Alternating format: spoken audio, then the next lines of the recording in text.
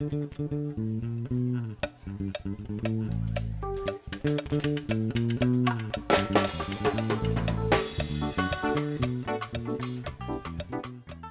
overall winner of this year's Commonwealth Short Story Prize is Jennifer Nansubuga Makumbi for Let's Tell This Story Properly. Please, Jennifer, can you please come up?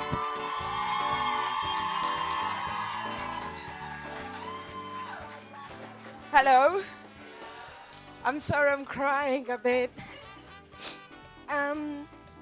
It's such, I cannot explain to you what this means to me. Perhaps it's more emotional. Perhaps it's more emotional because I'm home and I have my family around me. And it's wonderful to win for Africa, but also for Africa to win for the whole Commonwealth Prize is fantastic. I'd like to thank the Commonwealth Short Story Prize for this chance to look for voices that are not known yet, like mine. And I would like to thank everybody who has made this day possible. The judges, you have a good taste in stories.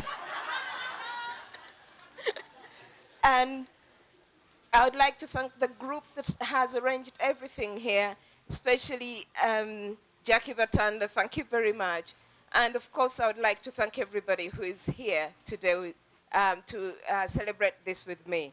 I'd like to thank two special people who have been really helpful in terms of my writing, and those that live in Uganda. I'd like to mention a gentleman called James Park. James Park was my headmaster, was a teacher here before I went to Britain. And one time he told me that he wrote to the BBC and asked the BBC to come to Uganda and do a documentary about our life.